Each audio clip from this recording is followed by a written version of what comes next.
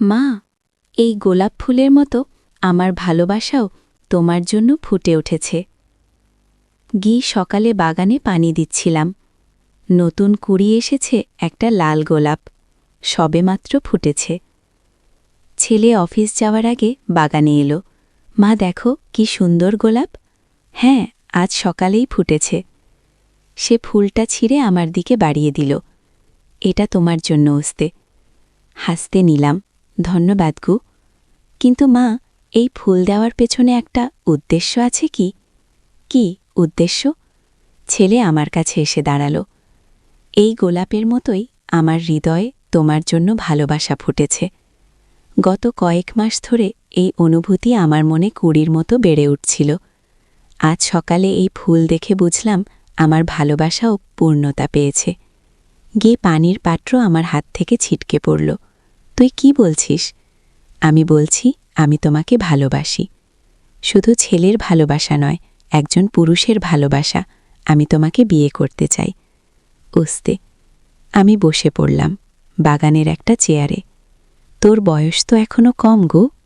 মা, আমার 18 বছর হয়ে গেছে, আর আমি খুব ম্যাচিওর। ঋতিকাও আমার মতোই সিরিয়াস গো। ঋতিকা কেমন মেয়ে? খুব ভালো মেয়ে মা, তুমি তাকে দেখলেই মনে ধরে যাবে। ও খুব সুন্দর, পড়াশোনায় ভালো, আর পরিবারের সাথে খুব মিশে। আমি ভাবলাম, আজকাল ছেলেমেয়েরা খুব তাড়াতাড়ি বড় হয়ে যায়। ঋতিকাও এখন বুদ্ধিমান হয়ে গেছে। ঠিক আছে, ঋতিকাকে নিয়ে আয়, তার সাথে কথা বলি। রুনুদীপ খুশি হয়ে আমাকে জড়িয়ে ধরল। ধন্যবাদ মা, তুমি সত্যি বেস্ট। বিকেলে ঋতিকা এলো। সত্যি খুব সুন্দর মেয়ে, লম্বা চুল, ফর্সা গায়ের রং, আর মিষ্টি হাসি। তার আচার ব্যবহারও খুব ভদ্র। আন্টি, আমি রণদীপের কথা অনেক শুনেছি। আপনার সাথে দেখা করতে অনেক দিন ধরে ইচ্ছা করছিল। তুমিও তো খুব সুন্দর। রণদীপ তোমার প্রশংসা করতে করতে শেষ করতে পারে না আগে। ঋতিকা লজ্জা পেয়ে মাথা নিচু করল। আন্টি, আমরা একে অপরকে অনেক ভালোবাসি। আপনার আশীর্বাদ চাই। ওমাদের পড়াশোনা কি অবস্থা? রণদীপ বলল, মা, আমি কলেজের শেষ বছরে, আর ঋতিকাও একই বছরে। আমরা দুজনেই চাকরি করার চিন্তা করছি। ঠিক আছে, কিন্তু বিয়ের জন্য এখনও তাড়াহুড়া নেই। তোমরা প্রথমে পড়াশোনা শেষ করো, চাকরি করো, তারপর বিয়ের কথা ভাবো। ঋতিকা বলল, আন্টি, আমরাও তাই ভাবছি। আমাদের পরিবারের সাথেও কথা বলেছি, সবাই রাজি। হঠাৎ করে রিমি স্কুল থেকে ফিরে এলো। রণদীপকে একটা মেয়ের সাথে বসে থাকে অবাক হল। দাদা, এই মেয়েকে? রণদীপ হাসল। রিমি, এইটা হচ্ছে ঋতিকা, আমার বন্ধু। একদিন হয়তো তোমার বৌদি হবে। রিমি ঋতিকার দিকে তাকাল। তুমি কি আমার দাদাকে ভালোবাসো? ঋতিকা হেসে বলল, হ্যাঁ, তোমার দাদাকে অনেক ভালোবাসি। তাহলে তুমি আমার বৌদি হবে, যদি তোমার মা বাবা রাজি থাকেন গো। রিমি হাততালি দিল। আমার একটা বৌদি হবে। বাই হেসে উঠলাম। সন্ধ্যায় ঋতিকা চলে যাওয়ার পর রণদীপ আমার কাছে এলো। মা, ঋতিকাকে কেমন লাগল? খুব ভালো মেয়ে, তবে তোমরা তাড়াহুড়া করো না, আস্তে আস্তে সব ঠিক হয়ে যাবে গো। ঠিক আছে মাই। কিন্তু পরের দিন সকালে একটা অদ্ভুত ঘটনা ঘটল। আমি বাগানে গিয়ে দেখলাম সব গোলাপ গাছ মরে গেছে। কাল পর্যন্ত যে গাছগুলো সুন্দর ফুলে ভরেছিল, সেগুলো এখন কালো হয়ে গেছে। আমি রণদীপকে ডাকলাম। রণদীপ, তুই এদিকে আয়, দেখ বাগানের অবস্থা। রণদীপ এসে দেখে অবাক হয়ে গেল। মা, এটা কিভাবে সম্ভব? কাল পর্যন্ত তো সব ঠিক ছিল। আমিও বুঝতে পারছি না আগে। হঠাৎ বাগানের এক কোণে একটা কাগজ চোখে পড়ল। আমি সেটা তুলে পড়লাম। যে ফুল ভালোবাসার নামে ছিঁড়ে নেওয়া হয়, সে বাগানে আর কোনো ফুল ফুটবে না আগে। কাগজটা পড়ে আমার গায়ে কাঁটা দিয়ে উঠল। রণদীপ, এই কাগজটা কোথা থেকে এলো? রণদীপও কাগজটা পড়ল। মা, এটা কে লিখে? আমি চারদিকে তাকালাম। বাগানের চারপাশে উঁচু দেয়াল, কেউ ভেতরে আসতে পারে না। তাহলে এই কাগজটা কোথা থেকে এলো? রণদীপ, তুই কি গতকাল ফুলটা ছিঁড়েছিলি? হ্যাঁ মা, একটা গোলাপ ছিঁড়েছিলাম গো। সেটা কোন গাছ থেকে? রণদীপ বাগানের দিকে তাকালো। ওই যে গাছটা, ওটা থেকে। আমি দেখলাম সেই গাছটাই সবচেয়ে বেশি কালো হয়ে গেছে। মা, এটা নিশ্চয়ই কোনো কাকতালীয় ব্যাপার গো। কিন্তু আমার মনে একটা অশান্তি কাজ করছিল। এমন অদ্ভুত ঘটনা কি সত্যি কাকতালীয় হতে পারে? দুপুরে ঋতিকা এলো। বাগানের অবস্থা দেখে ও অবাক হয়ে গেল। আন্টি, কাল তো এখানে এত সুন্দর ফুল ছিল, এখন সব মরে গেল কেন? আমি কাগজটা তাকে দেখালাম। ঋতিকা কাগজটা পড়ে ভয় পেয়ে গেল। এটা কে লিখেছে? আমরাও জানি না আগে। ঋতিকা রণদীপের হাত ধরল। রণদীপ, আমার একটু ভয় লাগছে গো। ভয়ের কিছু নেই, নিশ্চয়ই কেউ দুষ্টুমি করছে গো। কিন্তু সন্ধ্যার পর আরও অদ্ভুত ঘটনা ঘটতে লাগল। রাতে রিমি হঠাৎ চিৎকার করে উঠল। আমরা তার রুমে গেলাম। কি হয়েছে রিমি? মা, জানালার পাশে একটা মহিলা দাঁড়িয়ে আছেন। তিনি আমার দিকে তাকিয়ে আছেন গো। আমি জানালার দিকে তাকালাম, কিছু দেখতে পেলাম না। কোথায় রিমি? ওই যে ওইখানে দাঁড়িয়ে আছেন গো। রণদীপ জানালা খুলে বাইরে তাকালো। কেউ নেই মা। রিমি কাঁদতে শুরু করল। আমি সত্যি দেখেছি, একজন মহিলা সাদা শাড়ি পরে দাঁড়িয়েছিল। আমি রিমিকে কোলে নিলাম। ভয় পেজ না, হয়তো তোর স্বপ্ন দেখেছিস গো। কিন্তু পরের দিন আরও অদ্ভুত কিছু ঘটল। সকালে ঘুম থেকে উঠে দেখি আমাদের ঘরের দেয়ালে লাল রং দিয়ে লেখা, ভালোবাসার বিনিময়ে প্রতিশোধ। আমি রণদীপকে ডাকলাম। সেও দেখে থমকে গেল। মা, এটা কে করল? আমি জানি না। রাতে তো আমরা সবাই ঘুমিয়েছিলাম। রবিন অফিস থেকে ফিরে এসে সব শুনে খুব রেগে গেল। এটা নিশ্চয়ই কারো দুষ্টুমি, আমি পুলিশে খবর দেব। কিন্তু পুলিশ এসে তদন্ত করে কোনো ক্লু পেল না। ম্যাডাম, বাইরে থেকে কেউ আসার কোনো চিহ্ন নেই। ঘরের ভেতর থেকেই কেউ এই কাজ করেছে গো। এই কথা শুনে আমাদের সবার মুখ শুকিয়ে গেল।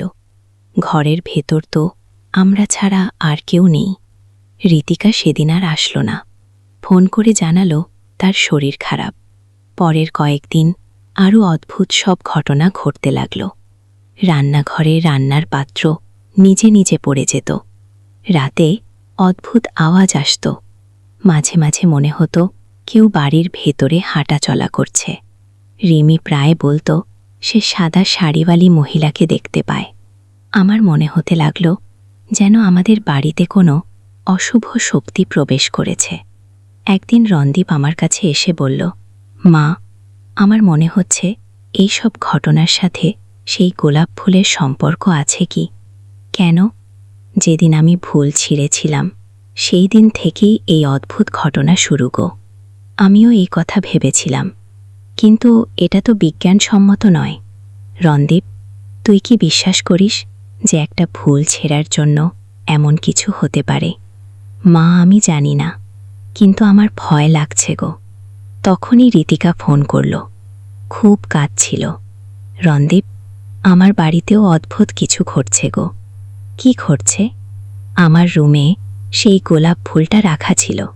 কাল রাতে দেখি ফুলটা কালো হয়ে গেছে।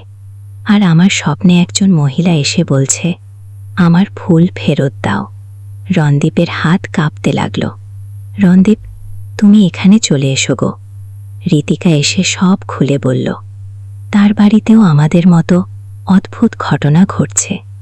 আমি বুঝতে পারলাম এই বিশ্বাসটা শুধু আমাদের বাড়ির মধ্যে সীমাবদ্ধ নেই। ঋতিকা, তুমি কি সেই মহিলাকে দেখেছ?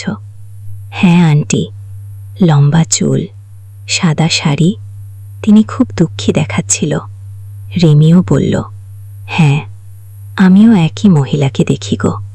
এখন আমার নিশ্চিত হলাম যে এটা কোনো সাধারণ ব্যাপার নয়। আমি আমাদের পাড়ার পুরনো মানুষদের সাথে কথা বললাম। তাদের মধ্যে রহমান চাচা সবচেয়ে বয়স্ক। তিনি এই এলাকায় 50 বছর ধরে আছেন। চাচা, আমাদের বাড়ির পেছনের বাগানটার কোনো ইতিহাস আছে? রহমান চাচা একটু ভেবে বললেন। হ্যাঁ বৌমা, আছে। তুমি জানো না কি ইতিহাস চাচা? এই জায়গায় এক সময় একটা পুরনো বাড়ি ছিল। সেখানে একজন মহিলা থাকত। তার নাম ছিল কমলা। সে ফুলের খুব যত্ন নিত। তার বাগানে অনেক সুন্দর গোলাপ ছিল। তারপর কি হলো? কমলার একটা প্রেমের সম্পর্ক ছিল, কিন্তু সেই ছেলে তাকে ধোঁকা দিয়েছিল, অন্য মেয়ে নিয়ে পালিয়ে গিয়েছিল। কমলা সেই শোকে মারা গিয়েছিল গো। কখন মারা গিয়েছিল? অনেক বছর আগে, প্রায় 30 বছর হবে। তার মৃত্যুর পর বাড়িটা ভেঙে ফেলা হয়েছিল। তোমাদের বাড়ি তো সেই জায়গায়। এই কথা শুনে আমার গায়ে কাঁটা দিয়ে উঠল। চাচা, কমলা কেমন দেখতে ছিল? লম্বা চুল, ফর্সা গায়ের রং, সাদা শাড়ি পরতে ভালোবাসত। খুব সুন্দরী ছিল গো। বর্ণনা শুনে আমি বুঝে গেলাম রিমি আর ঋতিকা যাকে দেখেছে সেটা কমলার আত্মা। আমি বাড়ি ফিরে সবাইকে সব বললাম। রণদীপ বলল, মা, তাহলে আমি যে ফুল ছিঁড়েছিলাম সেটা কমলার প্রিয় ফুল ছিল হয়তো, তাই সে রেগে গেছে। তাহলে এখন আমরা কি করব? আমি ভাবলাম, কমলার আত্মা যদি সত্যিই আমাদের বিরক্ত করে থাকে তাহলে তার সাথে কথা বলা প্রয়োজন। আমি মনে করি আমাদের কমলার সাথে কথা বলা উচিত কে? কিভাবে মা? রাতে বাগানে গিয়ে তাকে ডাকব। ঋতিকা ভয় পেয়ে গেল। আন্টি, এটা কি নিরাপদ হবে? আমি মনে করি কমলা আমাদের কোনো ক্ষতি করবে না। সে শুধু তার ফুলের জন্য মন খারাপ করেছে। গিফট। সেই রাতে আমরা সবাই একসাথে বাগানে গেলাম। রাত পোটা বেজে গেছে, চারদিকে নিস্তব্ধতা। আমি কাঁপা গলায় ডাকলাম, কমলা, তুমি কি আছো? আমাদের সাথে কথা বলবে? প্রথমে কিছুই হলো না। তারপর হঠাৎ একটা ঠান্ডা হাওয়া বইতে শুরু করল। বাগানের মৃত গাছগুলো কাঁপাতে লাগল। রিমি আমার হাত শক্ত করে ধরল। মা, কেউ আসছে গো। আমি তাকালাম, দেখলাম একজন মহিলা আস্তে আস্তে আমাদের দিকে এগিয়ে আসছে। সাদা শাড়ি, লম্বা চুল, ঠিক রহমান চাচা যেমন বর্ণনা দিয়েছিলেন। কমলা আমাদের সামনে এসে দাঁড়াল। তার চেহারায় দুঃখের ছাপ। তোমরা কেন আমার ফুল নষ্ট করলে? সে ধীরে ধীরে বলল। রণদীপ এগিয়ে গেল। আমি দুঃখিত, আমি জানতাম না এটা তোমার ফুলও। সেই ফুলগুলো আমার প্রেমের স্মৃতি ছিল। আমি মরে যাওয়ার পরও সেগুলোর যত্ন নিতাম গো। আমি বললাম, কমলা, আমরা জানতাম না। তুমি যদি ক্ষমা করো, আমরা নতুন ফুলের চারা লাগাবো গো। কমলা আমার দিকে তাকালো। তোমরা আমার কষ্ট বুঝতে পারো? হ্যাঁ, আমরা বুঝতে পারি। তোমার প্রেমিক তোমাকে ছেড়ে চলে গিয়েছিল গো। কমলার চোখে পানি এলো। আমি তাকে এত ভালোবেসেছিলাম, কিন্তু সে আমাকে ধোঁকা দিয়েছিল। আমার মৃত্যুর পরও আমি এই বাগানেই থেকে গেছি গো। ঋতিকা এগিয়ে গেল। কমলা দিদি, আমি তোমার কষ্ট বুঝতে পারি।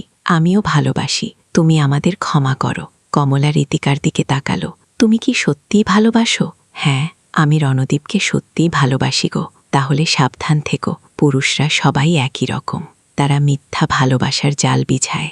রণদীপ বলল, কমলা, আমি ঋতিকাকে কখনো ধোঁকা দেব না। আমি তাকে সত্যিই ভালোবাসি। কমলা হাসল, কিন্তু সেই হাসিতে কষ্ট ছিল।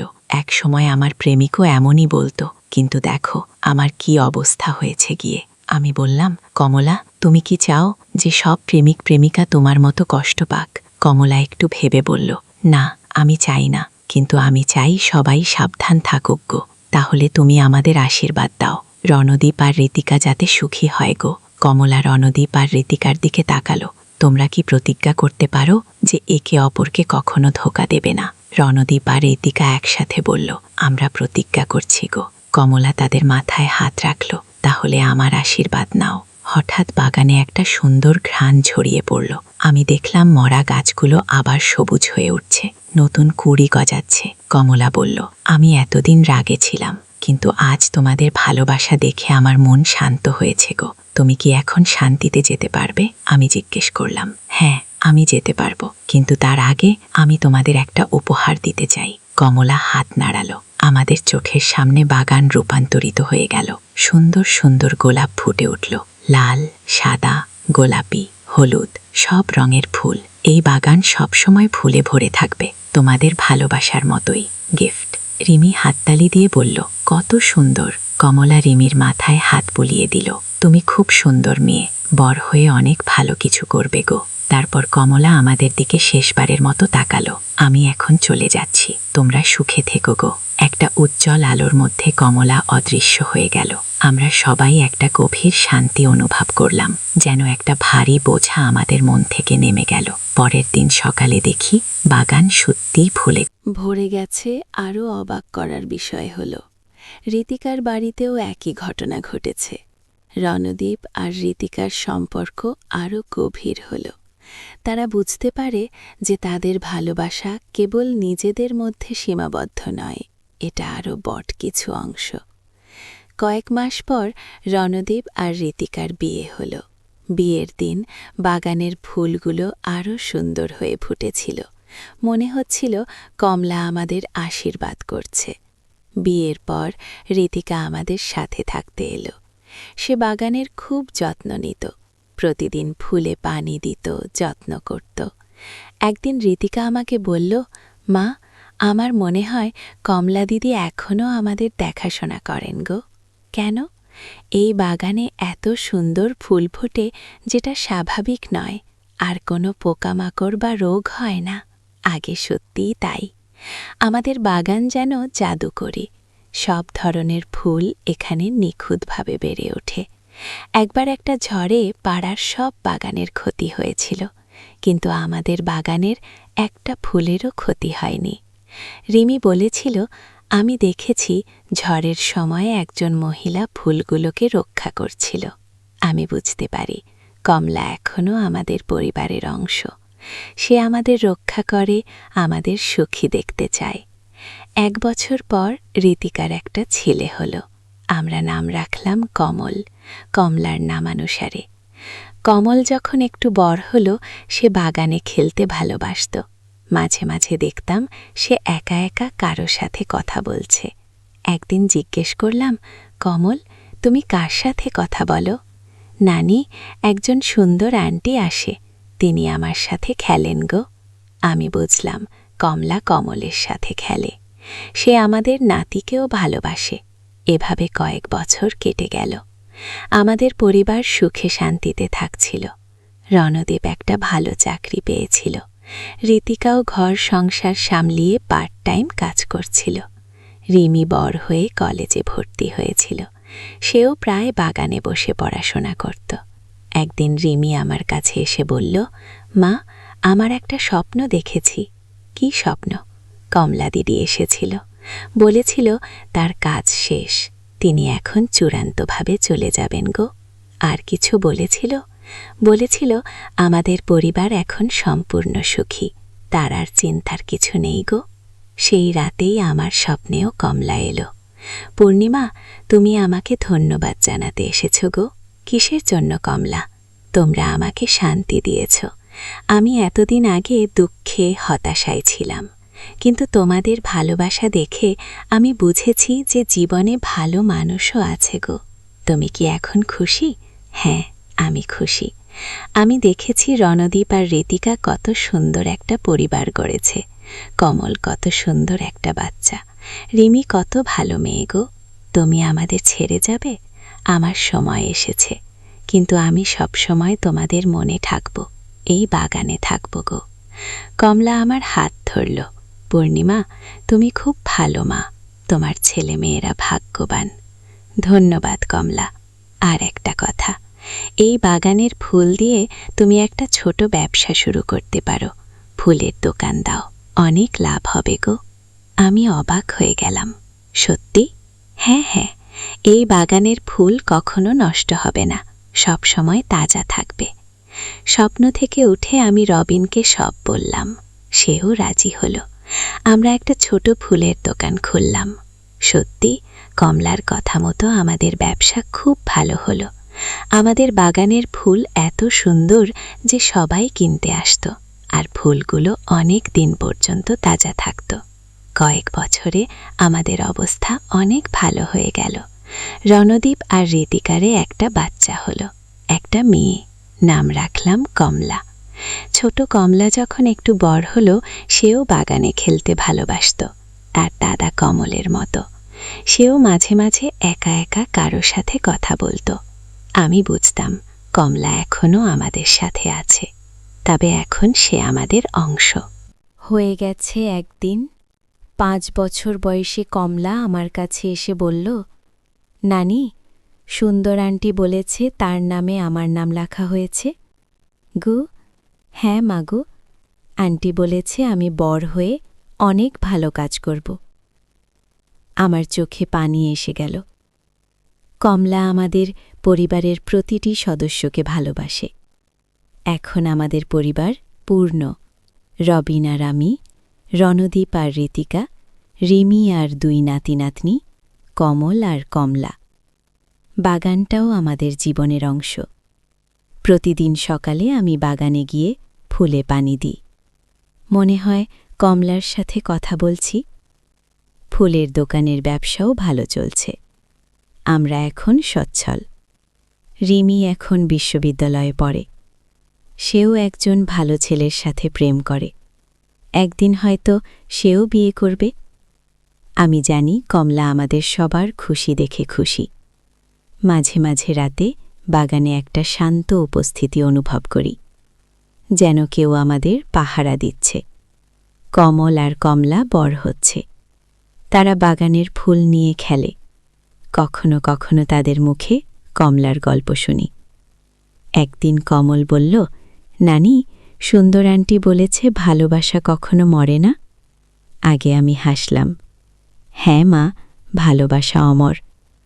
আজ যখন আমি এই গল্প বলছি, আমার বয়স 55। অনেক কিছু দেখেছি, অনেক কিছু শিখেছি। সবচেয়ে বড় কথা হল, জীবনে অনেক রহস্য আছে।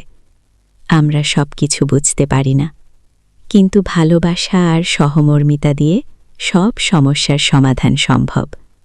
কমলার সাথে আমাদের যে অভিজ্ঞতা হয়েছিল, সেটা আমাদের শিখিয়েছে যে মৃত্যুর পরেও আত্মা থেকে যায়।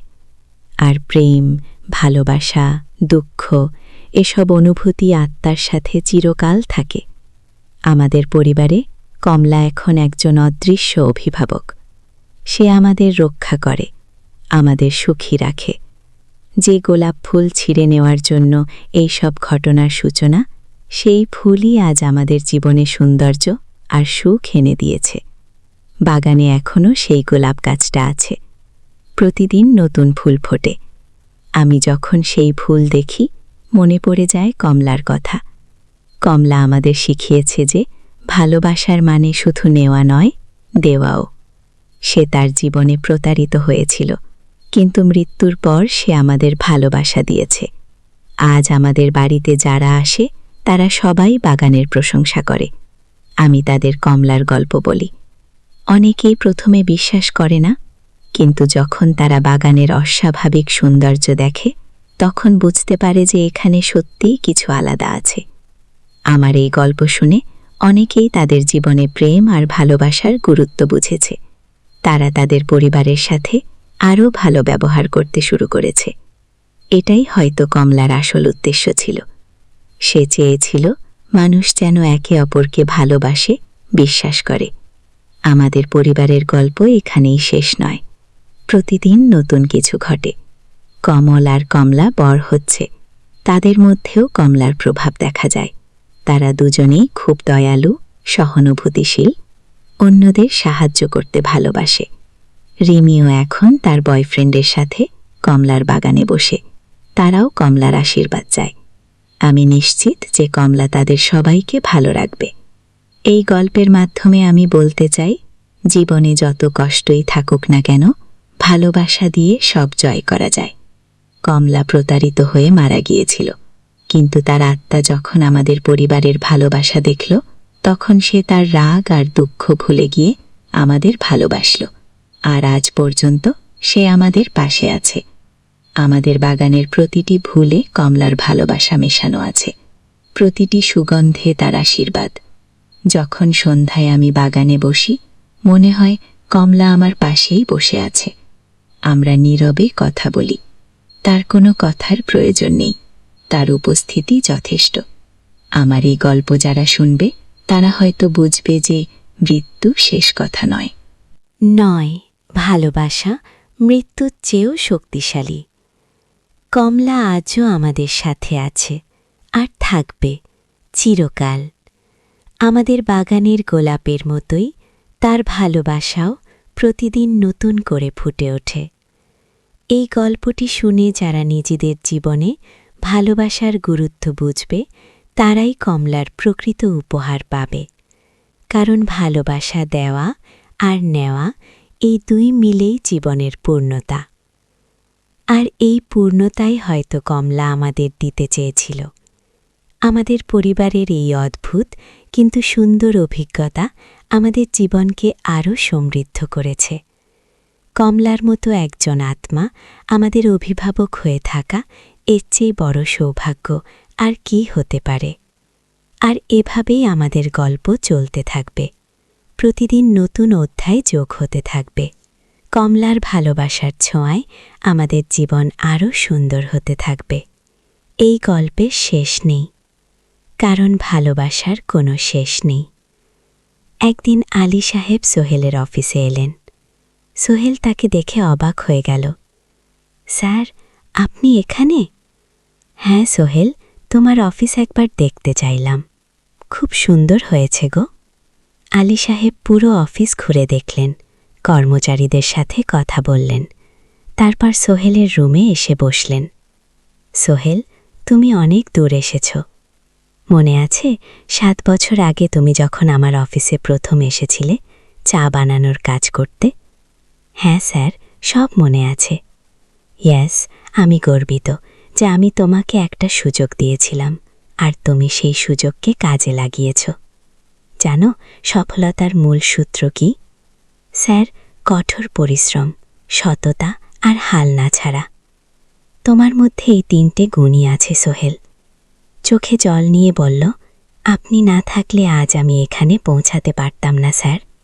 না সোহেল, আমি শুধু একটা দরজা খুলে দিয়েছিলাম, ভেতরে ঢুকে পথ তৈরি করেছ তুমি নিজে। গুড।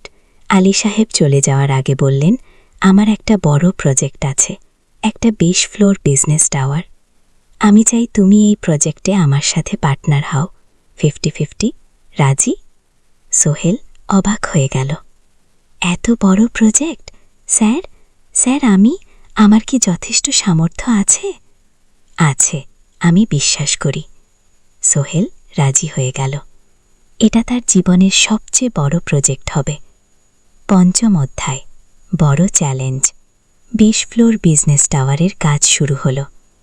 এটা সোহেলের জীবনের সবচেয়ে বড় চ্যালেঞ্জ। প্রজেক্টের বাজেট প্রায় 10 করোড় টাকা।